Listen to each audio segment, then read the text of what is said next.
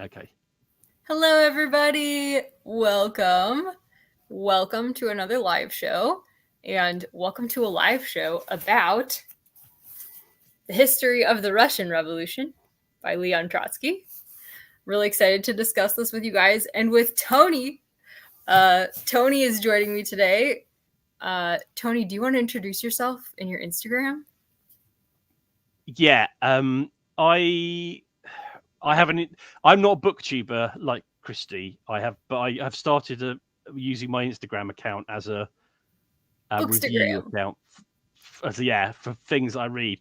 Now this is where I am ill prepared and haven't got my own Instagram account name, but I think it is just Tony Cross. I think. Okay, yeah. Here, I'll look it up and put it in the chat. Yeah. So I do occasional book reviews. I'm planning to have a booktube channel at some point. I know you and I've mentioned this to you about 5,000 times, and then I never get to do it. I'm still waiting, Tony. Yeah. But eventually I will probably do one. Because my reading, as Christy will be aware, is quite eclectic. Yes, I love that about your reading because, any topic that comes up, you have something to say about it. It's fascinating. That's also because I'm a smart ass. Then you're perfect for live. You are going to be a natural live streamer. Welcome, everyone. So this is Tony's Instagram. If you want to go follow him there. And I see Paula's here. Hello, Paul. And Adrian. Adrian's been commenting her progress as she's been reading it as well. So today we're going to be discussing the preface through chapter 10. I'm actually not quite through chapter 10, but Tony is well up into chapter 10. So we could talk about whatever you guys want to. If there's a topic that comes up that you really want to talk about, send it in the chat. And we have some topics that we can talk about that we've prepared as well. So we'll just have a good time here. Hello, Roderick. So this is so fun, Tony, because normally you've been on lots of live streams, but you're normally in the chat. But today you're up here talking. Yeah, and it's not the early hours of the morning. Yes. In the UK. Yes, it's actually a decent time. So that's quite a pleasant change. Yes. All right. So where should we start? Where would you like to start? What do you want to talk about first, Tony? Oh, that's a good question. I think just general perception so far of what we're reading. Yeah. That sounds good. Yeah, because my initial reaction was that I feared it might be very dry and very well, it's obviously political, but very one-sidedly political. Yes. And it's definitely not dry. The earliest chapters are a bit drier than some of the later chapters, but as it becomes more narrative and less analysis. It actually becomes a very good. We were talking about the chapter about the 5 days in February, where it actually becomes like a really interesting, and you're stressing about what's happening and what's going to happen next and that. So far, yeah, I think it's a very well written book. I would agree. We were talking the first, I feel like the preface, and maybe it was also chapter 1. There was a lot of theory happening. He talked about the law of combined development. And so he was giving a lot of historical examples of that. And so it was very technical and theoretical. And I have to look a lot of stuff up as I'm reading those chapters. But then chapters like chapter 7 come along, and it's just I'm still looking stuff up and taking notes, but it's written in present tense, and you just feel like you're there. That's the one about the 5 days of the revolution. So it's a bit, I feel like this is true with a lot of books, though, where there's some where it's narrative and it's propels you through it. And then there's other times where the author is making a point, Yeah, because he's doing narrative and analysis, and the more analysis heavy the chapter is, the more you have to think about what you're reading. Yes. And that involves, like, I do think he's pretty good at explaining most of the concepts to a certain degree, but I think sometimes you do find yourself going, actually, I want to kind of understand this more. And he doesn't spoon feed you anything. So if you like, there's an assumption, like for example with dialectics, I can never say that word properly. There's a kind of assumption that you understand what that is, and he's not really going to explain it to you. And if you don't, then it's not a problem. I think you could still, because it's still sort of illustrated by what he's talking about. But I have made so many notes and so many highlights in the book so far. I did actually just look it up, and according to my Goodreads account, I've made 328 highlights so far. It wasn't as many as I thought it was, but and about 12 notes. Yeah, and most of the notes are usually things where I'm trying to summarize what I think he said. Yeah. That's what I do too. Or when I've got a reference in my head to some other reading I've done, which I think is relevant to what he's just said. Nice. Yeah. I find that I read recently it wasn't too long ago, where they were talking about when you're reading something you really want to remember and you have to think through, if you do like a sentence per paragraph, when it's really like you want to check for your understanding. So that's what I've been trying to do, and it's slow going. That's why I haven't quite finished our reading yet. Well, what I tend to do with my notes, my highlights, is once I've finished the book and I have all the highlights, I then transfer them into. This is such a complicated way of doing this, but I am an old man and I can't think of anything quicker. I then put them into a Word document. Then I go through the Word document and I highlight them. From the highlights, I highlight the bits I think are most relevant, or the bits I most want to remember, or add notes to those, and I try and build my understanding that way. I don't know how much I ever remember of what I read. It's in there because I know from you can talk about it. People ask me, when people ask me questions, or when I do trivia quizzes, it's all in there. But I never feel like it's there until somebody actually forces me to test it. Right. Yeah, that's kind of like acquiring a language. Yeah. Which is like, what we're doing. Yes. Yeah. And it's like with this book, I did, as I was saying to you before, that I did some of this stuff at the at school, sort of A levels, which for Americans, non-British people listening, are the exams you do at 18-ish. So long ago. It's like 40 years ago. And it's not quite that long ago, but it's good. And then at university, so some of the basic stuff is still in here, and reading this has sort of help pull it out. And previous reading I've done on the subject is also in there, and it makes me sometimes, when I read a bit from him, I think, oh, actually, I'm not sure. That's kind of what I remember. It's like he doesn't really talk about the fact that he wasn't a Bolshevik to begin with. He wasn't? Whoa, no. I didn't know that. He was I think he was a Menshevik to start off. He was a Menshevik. Yeah. Wow. I guess that makes sense, because he criticizes the Bolsheviks a couple of times. Yeah. Like, oh yeah, their leadership sucked. Like, they weren't even in the leadership. They were this revolution was taking part, was going on forward without them. And it's one of the things that was held against him by Stalin, used against him by Stalin, is that he wasn't a Bolshevik from day one. Wow. That is interesting. Okay, Adrian and Paul, there we go, and Paul, both thought it's well written. So yeah, I was a little worried that it would be very like one-sided, kind of what you were saying. And as you said, at parts it is. Like, particularly, I feel like the chapters about the Tsar and the Tsarina are like really, I've read other stuff about them, that it's a little bit more balanced, and this was not. It was just like a diatribe against them. So, but that's it definitely makes me want to read a biography of Nicholas II. Yeah, exactly.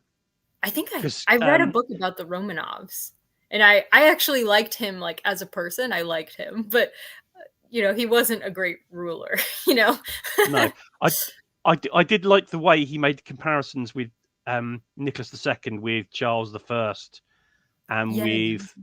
with Louis the whichever one he is of the French Revolution, one of the Louis. Yeah. Oh, Louis the is it 16th? Let me check. And their personalities being similar in the them being effectively quite weak. And Louis the 16th. Yeah, you're right. Yay! See, it's in there somewhere. Yeah. Oh. And yep. And the one of the things I like about the book is actually he uses historical comparisons quite a lot. I'm not always sure his comparisons are like they make sense always. Yeah. Well, no, I think sometimes like the way he talks about the English Revolution is not quite my understanding of how the causes and consequences of the English Revolution. Yeah, some of it is. Yes, we actually have a not question all of it. Because it was like, okay, let me just pull up the question. Yeah, sorry, I'm aware that I'm doing loads of talking, Christy. And no, this is great. We want to have lots to talk about. It's more interesting that way. Okay. Sorry, my question is too long, so I'm editing it as we go here. So, because he compares the development to like the French Revolution, and then also he compares it to the English Puritan Revolution. Yeah. And to me, I didn't feel like the Puritan Revolution was really about class. I thought, oh, that's kind of, I don't know. What did you think? Was it? Well, I did the causes of the English Revolution at university. Okay, tell us. And wrote a very long essay about it. Okay. But I left university 30 years ago, so what? But the way I remember, and also there is a huge historical controversy within the field of English history about what the actual causes of the English Revolution, Puritan Revolution, are. Economics is part of it. There was a whole forwards and backwards. One of those great historian arguments where they actually get quite snarky at each other, and it becomes like a personal thing. There was I think in the 70s, maybe even earlier, that an argument about whether it was the gentry were rising and that rise was cool, or whether the gentry were falling, and it was there is a big chunk of it that can be put down to economics. Okay. But I suppose Trotsky would also argue that even the religious stuff is really economic things, really, because the economic conditions drive the thought is what I suppose his version of things would be. I'm not so sure. You can say I'm not so sure about that. I think religious belief is perhaps it is partly, but I think it's something out. Some of it at least is outside economics, because it's a personal belief system. Yeah. So I don't think you could put it all down to economics. This is where I would disagree with Trotsky's general. He basically fundamentally would put everything down to material conditions. Yeah. That drives everything. The material conditions drive everything. Whereas I think sometimes there are other things, and again, he would argue that the other things I'm saying that impact on it are actually the result of material conditions, and catch me in some kind of logic loop. But I do think there are things that aren't driven by economics. I don't think people, for example, die for causes for economic reasons. Yeah, probably not. Or at least sacrifice themselves. There has to be something. I don't think you would say this is for. But that's what this thing about one of the questions you put is about the difference between an economic strike and a. Yes, that was another of my questions. I'll put that up because I was like, what is the difference? He doesn't define it, and that's one of my originally it was one of my criticisms of the book that I was like, he doesn't define any of his terms, but Tony just told me that there's actually a glossary at the back. So I can't say that he hasn't defined his terms anymore. What is the difference? Well, this is what I think it is. I may be incorrect. Okay, I appreciate an economic strike. An economic strike is what you probably think of when you think of a strike, which is we are not going to work until we get a pay rise. Okay. Whereas a political strike is we're not going to work until we bring down the government, or until we get the vote, or until we. So it's the motivation. So like a general strike is usually a political strike. Okay. And then there's strikes about other things too. So trade unions will have economic strikes about terms and conditions and about money and about those kind of things. And then but sometimes there's an argument to be had, which is not for here, that I've heard from very left-wing people, that actually trade unionism is bad for creating revolutions, because it diverts the working classes focus from political things to economic things, and that you can therefore distract the working classes from, and it divides the working class as well, because most trade unions are very specifically around industries, or very different classes of people in different unions. So you can use it as a divisive thing, but that's a whole thing for another day. That is well, I appreciate you bringing in thoughts from all backgrounds, because that one of the most interesting read-alongs I ever did was we read the first volume of the Gulag Archipelago with a modern communist, and that was fascinating because he was able to explain why he thought certain things didn't work and what he thinks should have been different. And it was like, I appreciate hearing another perspective, so thank you for that. Let's see. Okay, so Adrian says she likes your process, Tony. Excellent. It's very long-winded and overcomplicated, but that's kind of that's the way I like to roll. It's a good way to really think through what the book is about. So I like that too. So Paul says, this is the first reading I've done on the Russian Revolution. I did read Modern Times, which starts at the end of World War I. Oh, what do you know what that is, Tony? Modern Times? Is that by Trotsky? I don't off the top of my head. Wow. I don't off the top of my head. Who is the author of that, Paul? Yeah. He can't. Yeah. He doesn't do, as Ariane says on the next thing, doesn't do a bad job. I think his foundations are very set because it's Marxist Leninist, and I think the basic foundation of what he's doing is but his actual narration of events does seem to be relatively fair. He obviously has access to grind against certain people, not just the Tsar and the Tsarina, but Kerensky, I think, is in the current chapters. Kerensky is not one of his favorite people, and a number of the left wing people that aren't Bolsheviks are getting a bit of a polite poking as well as he goes through. But I think overall, in terms of it, because he is very honest about the fact that the Bolsheviks were behind events as well, and he tries to give reasons for that, but they don't seem to be like excuses. They seem to be kind of legitimate reasons and I think one of the things that the book does come across is how revolutions run away from even the people that want revolutions. And that you can all be caught by surprise, whether you're the rulers or the Bolsheviks. You suddenly, because he talks about they weren't calling for revolution. They were saying, and then suddenly they realized it had already happened. It was already happening, and they were too behind because the people were out on the streets and the army was rebelling, and it was done. The revolution was happening, and they weren't nobody.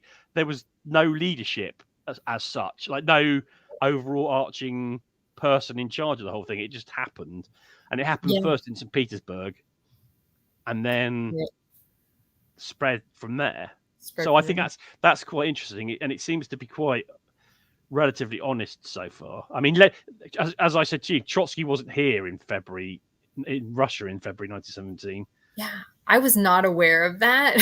I thought, wow, he sounds like he was there. So we were just talking about this, how we were really wishing that he had like a bibliography, like what works cited. What is it called? I'm using all the English major terms, but there's another term for it. But anyway, because bibliography is just a list of the books, but there should be a list of sources, and there's a proper name for a list of sources that I can't remember what it's. Yeah. It might just be sources. Yeah, maybe just sources. We were wishing he had a list of his sources because he has everything else in the back apparently, but he doesn't have that. Because he does quote. He quotes from a lot of different reports, books by people who obviously have fled Russia. The accounts of spies and secret policemen from that obviously they must have fallen into their hands after the revolution. So, but it's interesting to find. It'd be interesting to find out what he was using to get his information from. Yes, because he makes it really sound like he was there. Like I would never have guessed that he wasn't there, but he does that really well throughout the book. Because he'll use a lot. He quotes, like, I don't know if they're diaries or journals or something, but when the Tsar was falling, in the chapter about like the fall of the Tsar, he quotes from people's writings, like their letters and stuff like that. So in those cases, you can probably check. You could like read their letters or something, but he doesn't always say. And I assume, as I said, a lot of this fell into their hands after the revolution through various different ways. Yes. Yeah. So did you kind of had like, you kind of knew his history a little bit. Can you share when he actually arrived in Russia? Yeah. When the revolution started in February 1917, he was in New York. He left New York on a ship on the 27th of March, which was then stopped and interned by the British, and he was taken to Canada. And he was in Canada until April at some point, and then he arrived in Russia on the 17th of April 1917. So the first revolution of the Russian Revolution had already happened and was over when he arrived. To be fair, Lenin wasn't in Russia at this point either. I don't think he comes in until afterwards because the Germans bring him in by train. That is wild. Was Stalin was there though, right? I don't know where exactly he was. I don't even know if I think he was in Russia, but I don't know whether he was in prison or because a lot of the revolutionary leaders had either fled or because there'd been a roundup of Bolshevik leaders. Because he mentions that a couple of times, but even like he mentions the Menshevik one. A lot of them were away or abroad. So like the whole thing happened without there being any real leaders in place. Yeah, it was really like there was one leader that he quotes. He says that there are some, and then like it was like the evening of the 26th or the 25th, I forget. One of the night times, they rounded up 100 more of the leaders and imprisoned them. So they were really trying to stop it by controlling the leadership. The people in power were trying to control it through the leadership, but the leadership weren't the ones who were actually. No, it had taken on the life of its own. Because people, I mean, he's very good on. I think one of the things I found that he was very good at. I think he's very good at describing, like how crowd psychology works, how revolutionary psychology works, like how sometimes a revolution dies out because you miss your opportunity or you miss your chance because you don't push it because or you don't convince the army to join you because and the army's waiting for you to convince, the soldiers are waiting for you to convince them to join, and you wait too long, and by the time you've waited, it's too late, and the army's been like the psychology, the mass psychology aspect of what he's talking about. He's very good on that kind of thing, I think, which I find quite impressive, because you kind of understand, you can kind of see what he means. You can see why revolutions fail and why revolutions succeed. And when he's talking about the Tsar and Tsarina, that his analysis of their psychology and of their decision making is also quite interesting as well, I think. Yes, I know. He seems to know where everybody was, like where they were in their heads, which is really impressive. He understands their psychology. It's crazy. So that all really helped, I think. Sorry. No, I was just gonna say that he quotes a lot of people, and he's like, "And this is what this person was thinking." It's like, wow. So he's read a lot, clearly. Yeah, I think he's and on he's quite scathing about Rasputin. He's quite he has no time for Rasputin at all. Because he just goes on about he just mentions how drunk he was all the time. Yes. Which is not untrue. I read there's a very good, just for anybody who wants to know more about Rasputin. There's a lot of stuff written about Rasputin, but there's a very good short biography of him, which is called A Short Biography of Rasputin. And I'm trying to remember the lady's name who wrote it. Let me see. I'm just Googling it. Rebecca Smith. Let's see. Francis Welch. Oh, no, that's not right. That's the one, I think. Is it Short Biography? Oh, is that right? Yeah, A Short Life. Rasputin, A Short Life. Okay. Yeah, that's the one, yeah. Rebecca Welch. Which I read a couple of years ago, and it is a short biography, but it's got so much information in it and so many stories that it's definitely worth reading. And it's a good start one, because there is a when that came out, I think another Rasputin biography came out roughly the same time, but it was a big chunky one, and I picked the shorter one because I thought, I don't know if I have time for a giant page biography of Rasputin. I would like to read it at some point, because I think he's a fascinating character. But the way Trotsky analyzes the Tsar and Tsarina's dependence on him,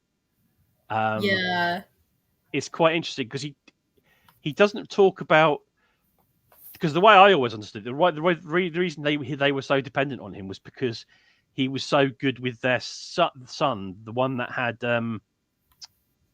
haemophilia, and he was very good at calming down him. I think it might be Alexander again, Alexander. Anyway, and I always thought that was why they were so fixated on keeping him on side.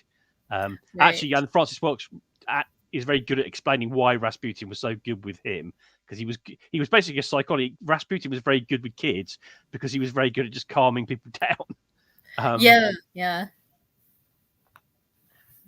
I feel like if anyone wanted to go down the rabbit hole with Rasputin, that would be also a very Jenny thing to do, because she was fascinated by Rasputin. So if anybody's there are so many books and there are films. Actually, one of the best Rasputins in film is we should recommend this as a watch. Actually, the film Nicholas and Alexander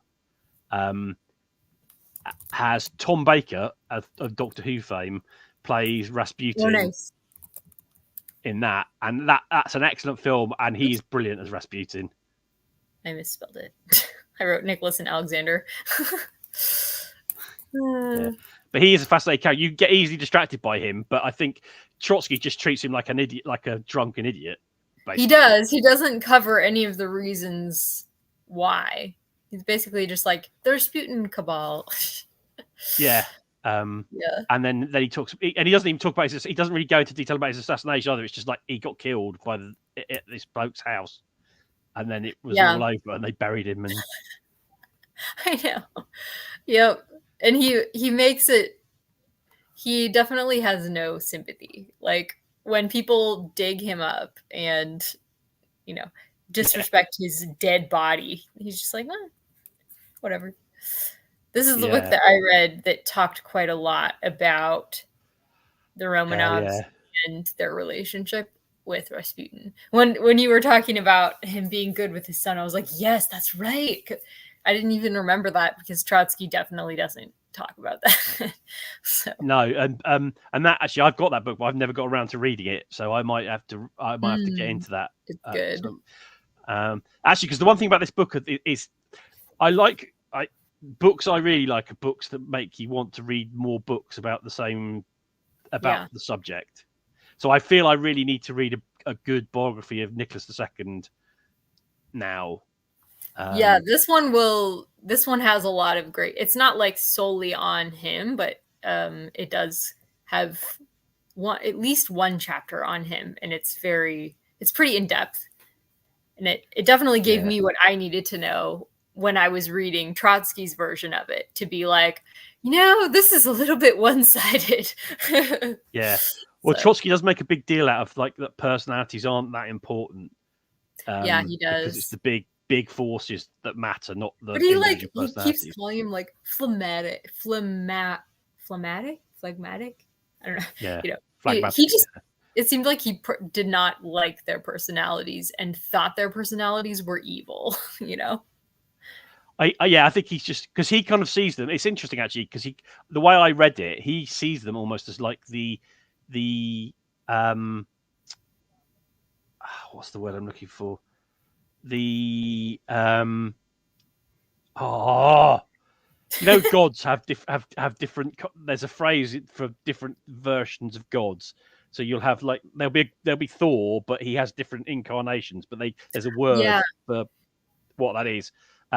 He almost sees them as actually. I'll use incarnation because it'll probably do. He almost sees them as an incarnation of the end of the monarchy. It's like they have arrived where they are, and the fact that their personalities are what they were doesn't really matter because their personalities have been created by the forces that lead to this point.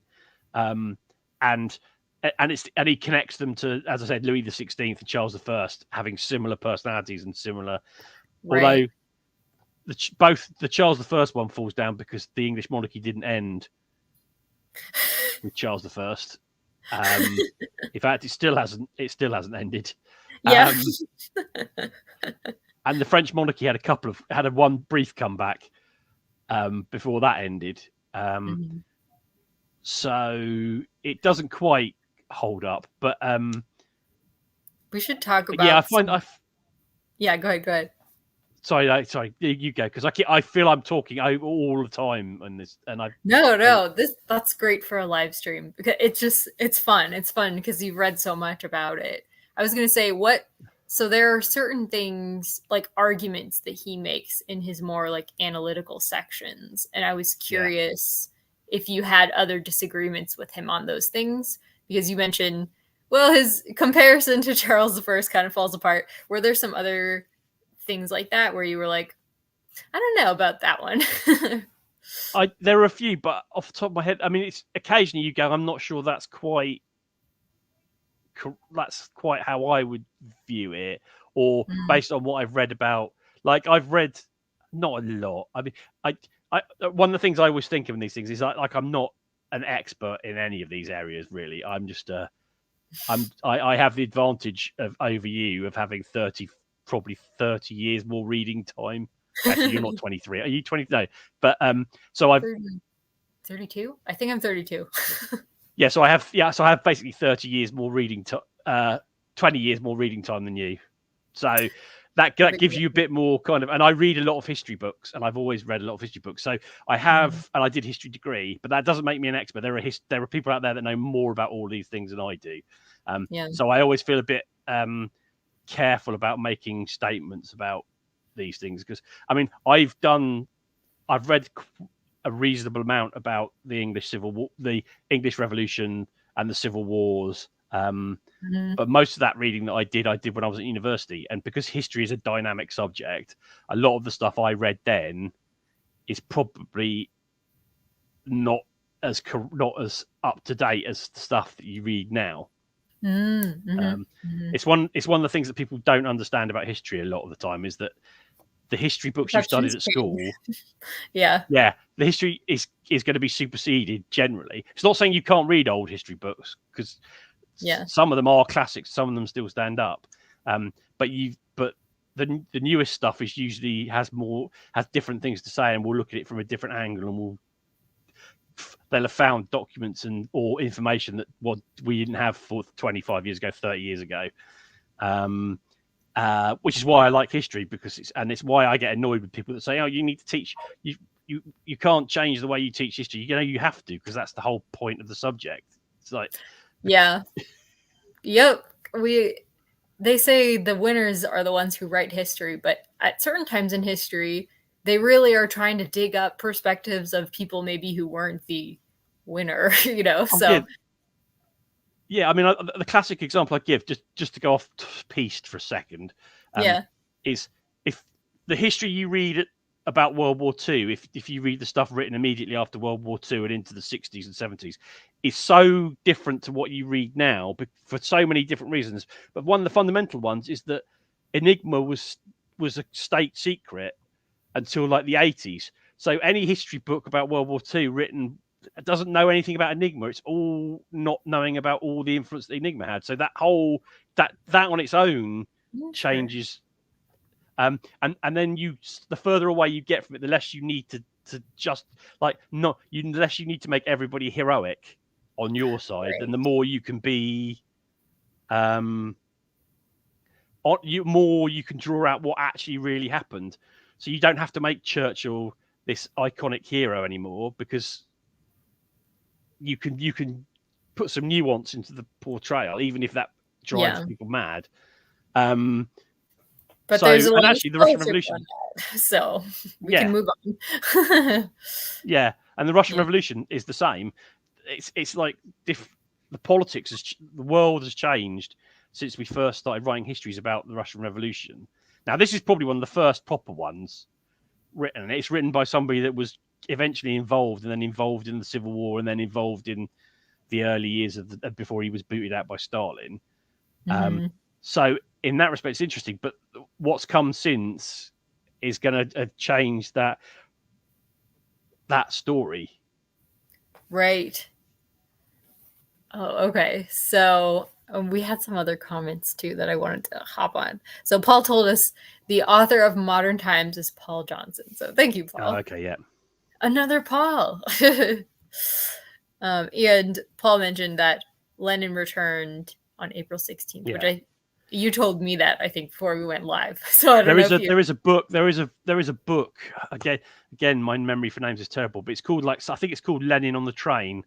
That's about his return to Russia with the help of the Germans, which is also a very good book, actually. I think it's called Lenin on the Train. Yeah, another by female Catherine Iredale. Yeah. Awesome. I'm putting that in the chat for everybody. And then Adrian said that Stalin was in Siberia, she thinks, but she could be wrong. That's possibly true. I did read a Stalin biography I did read a Stalin biography a long time ago. I've got on talking of Simon Sebag Montefiore, I've got he's written 3 books on Stalin. He's written the Young Stalin, which is the one which has that picture that everybody goes on about how hot young Stalin was. Interesting. And he's got one that's called In the Court of the Red King or Red Tsar. And I can't remember what the other one's called. But so Simon Sebag Montefiore wrote Young Stalin is very interesting. Okay.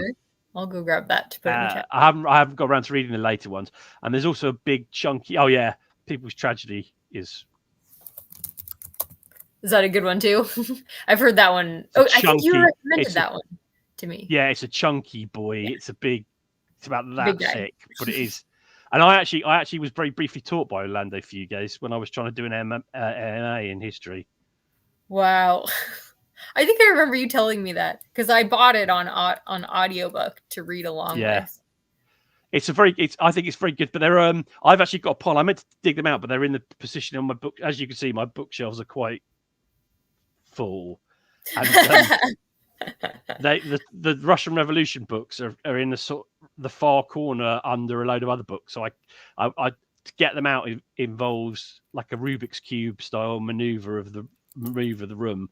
So they're all in there, but I've got a few in that corner which I would say are worth looking. But Land of the Fugazi one is very good, and China Miéville. I haven't actually read it, but he wrote it's called October 1917, I think. He wrote a non-fiction book because he's normally a science fiction writer, but he wrote a non-fiction history book that looks. I've read the first chapter and it sounds quite interesting, but I never got around for time and everything. I never got around to finishing it. But that's on the list. But there's a few other things that you could read around. I mean, it's reading around the subject is what kind of makes it interesting. Yes, if we're talking about books, if we like books that make us want to read more on the subject, I feel like this is very successful because it keeps making me pull up. I've read so many botanical articles just because of this, or like looked for terms. Like I had to remember what proletariat versus bourgeoisie versus peasant. You've heard all of these terms a lot, but like specifically, they mean specific things. So, and it's confusing because they're not like German words that Marx came up with, but they are things that Marx talks about. So those are important things, So we've been. What were you saying? Sorry, go on. I was going to say we've been talking about a lot of other books about Russian history. And I was curious if there was, how would you compare this to other history that you have read? We've already talked about a lot of specifics, but if you were to describe this big picture versus other things you read. I would say, actually, it's not a bad one to start with, because although it has its issues in terms of like the fact that it's written by Trotsky and therefore has all the baggage that comes with being written by Trotsky. It is written very early after the revolution. It's written by somebody that was involved in the revolution. It's written by somebody that had access to papers, diaries, letters, people, and it's a good introduction, because then you can go, okay, I've read this one, I'll move on now to some proper, in inverted commas, history books, and compare and contrast the accounts with what Trotsky says, because it gives you, I think, it gives you the foundation of the basic information you need from one point of view. Mm-hmm. But because one of the things I found myself wanting to do was kind of go, I need a timeline. I need a timeline so I can see when things happen. I agree. We could probably just Google one and find one.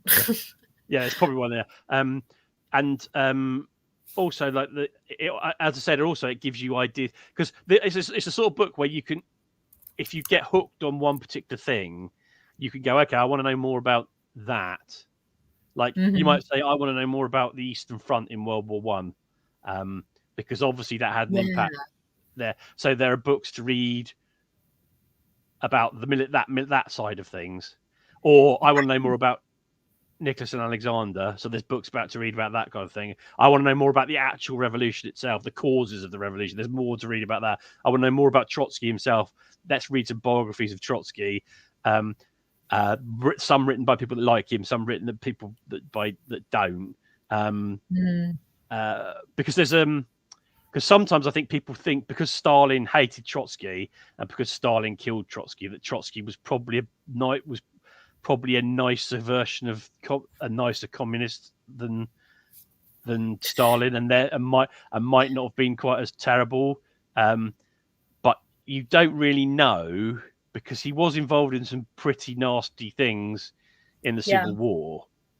So you don't really know how he would have been if he was, and obviously he was too. The argument that's made is that Trotsky was too highfalutin and too lazy to get involved in the bureaucracy and the bottom line stuff, which he left to Stalin. And Stalin obviously went, "Ha, I've got the bureaucracy in my hand. I can take control. I can make people in debt to me." And that's how it started. And so there are so many things that you can get out of this book that I think you can. I would say read this book. It's a big chunky book, so you might want to read it even short. Like there's probably a short history of the Russian Revolution out there somewhere you could read as a sort of base point. But I don't think it's a bad book to start with. Because he spends so much time on each topic, I feel like I'll remember it better.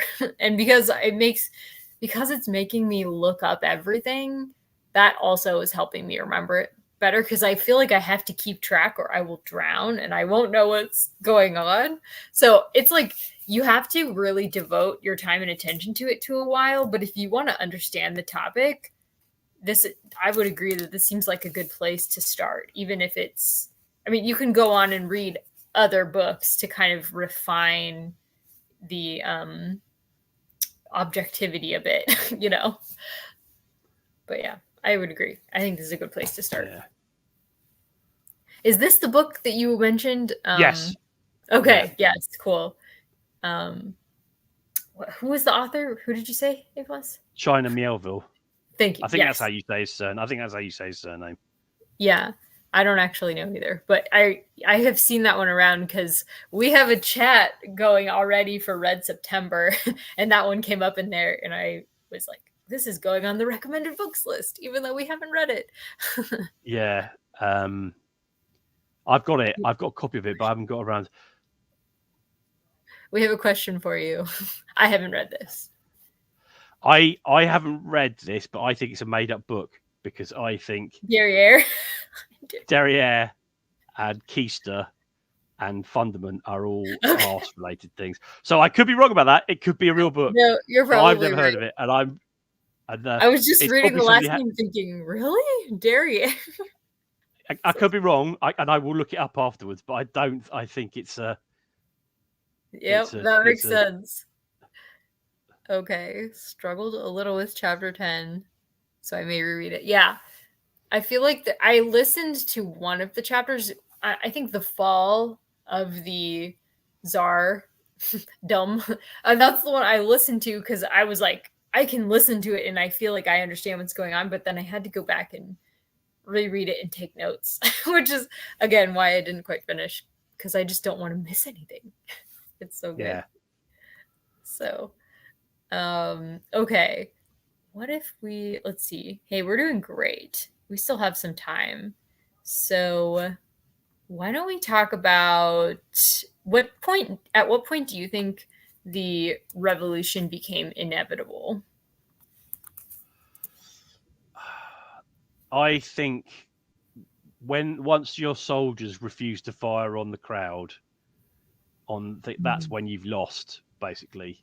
When the armed forces, there was the mutiny. I can't think the mutiny in Kronstadt had already started, but once the army's not prepared to fire on your people, doesn't mean you've necessarily lost completely, because and they, to be fair, the February Revolution is part one, because it's as he says, it's the bourgeois. Somehow the power, even though they won, somehow they gave the power back to the bourgeois elements of society, and there's still another 6 months before the Bolsheviks actually finally take over. Right. But I think once you've got thousands of people on the streets and thousands of soldiers who aren't prepared to fire on them, then you've probably lost. That makes sense. I was thinking earlier, but I think the beginning of the end doesn't necessarily mean revolution is coming. Because I was thinking like they were already like close to revolting, and then World War I stopped it. And that's actually a second question that I had here, because he says at one point that throughout history there have been times when a revolutionary uprising faced a challenge that stalled its forward momentum. And I was thinking, like, that sounds kind of like the way he described World War One, but then the revolution ended up happening anyway. So I guess it didn't kill the revolution. The thing that happened with World War One is that it killed basically most of the left-wing socialist parties in Europe when World War One broke out. Instead of going, we're against this war, we call on workers not to fight, or when we're going to support our countries and we're going to get behind the war. And it killed centrist socialism, for want of a better phrase. That's not the right phrase, but it sort of put that on hold for a while because it stopped. All those parties got behind their countries, and instead of, because socialism is supposed to be international, it's supposed to be reaching out to everybody, and it just cut all that to pieces. Now there were obviously people that still stood up for that, but they were mostly vilified in the countries they lived in. Even I think, was it George Henderson, one of the Labour leaders in Ramsay MacDonald. Ramsay MacDonald was anti World War One, and he got vilified for it. Rosa Luxemburg was anti-war and got put in prison. So there was a whole kind of the people that did stand out for it, and there were a few of them, but most of them were just swallowed up by nationalism. And so they did stall. It did stall. And it probably stalled. The reason it didn't stall in Russia was because Russia collapsed. Basically, Russia was militarily on the back foot. I mean, the German Revolution in 1819 started when Germany was falling apart. So there is an element of once you're in defeat and once then the momentum starts to roll again, because you have people say to you, this is the solution to our problems: peace, bread and peace. Basically, let's get to those fundamentals. And so it does stall most left-wing politics for a chunk of time. And actually, it did the same. It probably did the same in China in the 30s and 40s. The Japanese invasion of China it actually did the opposite. It probably ended up encouraging the revolution in China, because Mao, the nationalists had such a terrible time of it, and people were starving, and the Chinese communists, although they looked like they'd been beaten, they came out at the end of the war stronger than they were at the start of the war. So there's an argument to be had that didn't stall. But I don't know. I'm trying to think of revolutions fail more than they succeed. Interesting. So there's been a lot of failed revolutions. I guess I don't really hear about them a lot. It's usually like you hear about the successful ones, or at least that's the one that you learn about in history from my reading. I don't read in history. They don't really have time to cover all the failed ones. No, well, the classic is probably 1848, when there were revolutions all over Europe, and a lot of them appeared to have succeeded, and then they were crushed in the aftermath of. Wow. In the 1848, Christopher. Yeah, that's a really fascinating period of history. There's a very big chunky book by Christopher Clark, I think his name is, which is called the 1848, The Year of Revolutions. Year of Revolution. Yes. Which I'm reading at the moment, but it's such a big, thick. It's like so packed full of information, and the notes. I think I took about 25 pages of notes from the first. It's like there's so much stuff in it. I think it's Christopher Clark, the 1840. Yeah, that's the one. Is that the right one? No, it's Christopher Clark. Wrong one? It's the same. That's probably worth reading. That one's probably worth reading. Because 1848 is quite a big sort of. It's the sort of moment when nationalism starts to become the big thing, and most of the revolution, there's nationalism and liberalism work together for a bit, and then the story of most of them is that the revolution start, and then it's like the Russian Revolution. The way he writes this, the revolution starts in wherever it is, and then the more moderate liberals start to panic about what's happening and end up betraying the main revolution, and it becomes a counter-revolution. So is this the one you were talking about? That's the one. This one. It's a big book, and it's Christopher Clark only seems to write big chunky books, like really detailed, but it's got so much information in it, and it covers all of Europe in 1848-49, so everywhere, Germany, France, well, what will become Germany, France, Italy, Spain. It even talks about Britain, where there was Chartism in 1848, but there wasn't a bit like the kind of revolutions that were in the continent. But actually, that's one of the things I find interesting as a British person. That's one of the things I do find interesting about the Trotsky book. Sorry, I'm talking so much. No. Keep going. I wanted to hear what you're going to say. One of the things about Trotsky is the fact that they were so expecting Britain to be the first place to have a revolution. Yes. Because it was the most advanced economy, the most advanced bourgeoisie economy in the world at that point. And then, because it did, like, at one point, now it has, the parliament became socialist at one point in Britain. Well, the Labour Party won the 1945 election in a landslide. Okay. But the first Labour government was a minority government in 1924. Wow. And the rise of the Labour Party at the expense of the Liberal Party is an interesting study in and of itself. But it's the point that people would, like Marxists would make, is that the British ruling classes were very good at constantly, whenever they were pushed into a certain point, they would give a certain amount of things to the people below them to retain their share of power. Mm-hmm.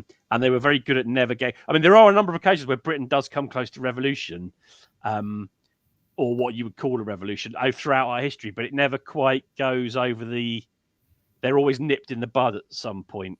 Like the late 18th century, just before the war, around the war of Napoleon, that period was quite. The 1840s. It's normally connected to problems with bread prices and food, and so there's always connected to that in some way. But there are loads of, going back to the peasants' revolt of 1317 or 13 whatever. Wow. So there was lots of chances in Britain, but Britain seems more peacefully a bit. Yeah, and in the end, we've gone down to the point at which there's an argument that the British people are now indolent to the point of ridiculousness, that you can do terrible things to such a degree that nobody ever rises up on the streets and riots like they do in France or other places. We just put up with whatever's put in front of us. I wonder if Nicholas would have done better as a king in Britain. It just makes me wonder. I feel like he felt like a solid Britishman, English. Well, if you ever see pictures, he looks so much like I can't remember which George it is, but he looks virtually identical, because they're all Queen Victoria's grandchildren. And they look. One of the kings of England the King of England's king at this time looks so much like Nicholas II. It's unbelievable. And actually, one of the interesting things is why the British monarchy never tried to rescue Nicholas II or let Nicholas II come to Britain. Yeah. I mean, we could build conspiracy theories off of this. Yeah. Well, there's loads of you build loads of conspiracy theories off all this stuff. George V? Yes, there's a whole. Yeah, I think it's George V. Yeah, I think it's George V. But yeah, so it's a kind of. So revolution. I think it's interesting that, but the expectation was to fit the theory that Marx had come up with, that Britain would be the first, and that Russia and China had to come up with ways around this to justify why their revolutions didn't need to go through the proper full Marxist route. So the Russians needed to get the peasants in the countryside on side, even though they weren't industrialized enough, and so therefore theoretically wouldn't have. There's a very good book called Three Emperors about them. Three Emperors. So I'm just I've run out of steam there on that sentence. Is the one by Miranda Carter? Yes. Yeah. See, this is why I was so excited to bring. I was so excited when you said you wanted to come on and be on the live stream, because I was like, I know that he's read so many books that are going to be tying in with this. Well, that's actually a good fun. It's a really good history book that's quite fun to read as well, because it's got some good stories in it. But yeah, so this was So there's an argument to be had that World War I is basically a massive family row. Wow, that is one way to put it. I never thought of that. Because America, it was interesting. I didn't realize that America never actually became one of the Allied powers. Like, it wasn't technically a part of it. So there's a lot about World War I that I didn't know. Well, as you know, I do my November Remembrance reads every November. So you know a lot about it. World War I is one of my. You know that thing about how often do men think of the Roman Empire? Yes, that meme. Yeah, mine is World War I, probably not. World War I is your Roman Empire. Yeah. But yeah, so awesome. But yes, it's just. So the revolution. So I think revolutions generally don't work, and then they normally kill. and then they normally become bad things. Because then they're never healthy. What's never healthy? The revolutions. They always eat their own. They always eat their own children. Is the quote. I know. Yeah, it's a vibe, but yeah, it doesn't end up being healthy usually. No, I mean, I think like the French Revolution, I think I would argue eventually became a success, but it took like it going off piste and then coming back in and then going, and then eventually it became but it fundamentally worked after a small short period of, I mean, pretty complicated difficulties. Until the overthrow of Napoleon, I think it was kind of like a mess. But then after that, it sort of becomes but they all become, the ones that work are the ones that you could argue the English Puritan Revolution worked in the long run. Mm-hmm. But it wasn't what they wanted, and what it became are not the two same things. Like if you showed Cromwell England now, he'd have a heart attack. Well, I didn't get yet to the point where they're talking about the February Revolution leadership in chapter 8, who led the February insurrection, and then chapter 9 is the paradox of the February Revolution, and then 10 is the new power. So I haven't quite finished the sort of, I guess I've finished the leading up chapters mostly, because I'm at the end of chapter 7, and that's like the end of the lead up, and then we're actually in the February Revolution. So I didn't get a chance to write questions or anything about that, so maybe we can talk about it a little bit next time. But we will have 10 new chapters to talk about next time. So for our next live stream, we will be doing chapters 11 through 20. So we hope to see you all there. I think we already have the date because I announced it somewhere. Yeah. So I hope you guys will join us. I hope you guys enjoyed this discussion. Oh, we have a question. Again. Oh, that's an interesting question. I think the choice. I think I think the defeat World War One was going to cause problems, regard whether there was a revolution. There was going to be a problem because they were going to have to eventually negotiate with the Germans. I think a monarchy would have Nicholas II might have had to abdicate regardless. Yeah, it felt like it was the end for that monarchy. Even if there wasn't going to be a revolution, they were like really because the only thing, exactly. The only thing you can go for at that point as an option is a British style monarchy. So, which is basically Parliament has control. The Parliament and Prime Minister or President has the power, and you have the. I mean, at that point, the Queen Victoria still had quite a lot of power compared with a modern British monarch. But that's the only option you've got, really. And I think I can't see Nicholas II wanting to. Well, the book basically says that he wouldn't have gone down that route, and that they'd have had to do it. They'd have had to have acted much earlier. Yeah, he kept saying that. He was like, he didn't realize it, but his fate was already sealed.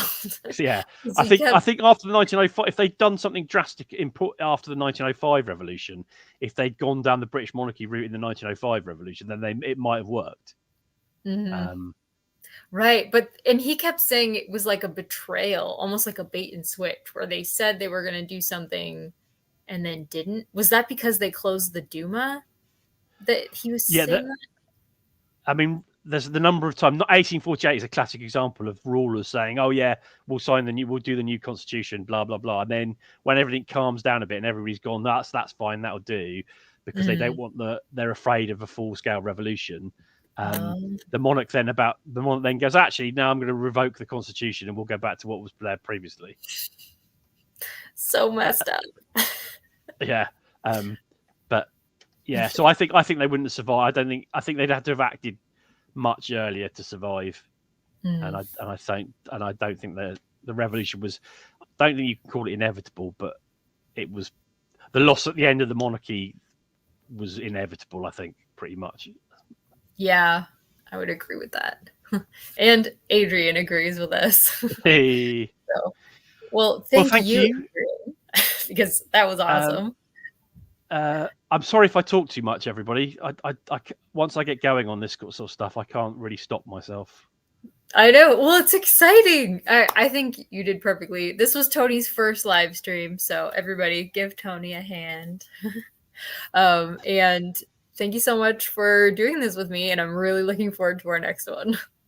Yeah, me too. I'm actually looking forward to reading this, but I did sort of skim, as I said, I did skim read it at university. You know that way you read at university when you're trying to get information out of it. So I haven't read it properly. So yeah, I'm looking forward to reading more of it actually. Yes, awesome. And thank you guys so much for coming and supporting us with comments and chatting with us, because the chat always makes things. That's why live streams are so fun, So thank you guys for coming, and thank you again, Tony, and we'll see y'all next time. Bye. Bye.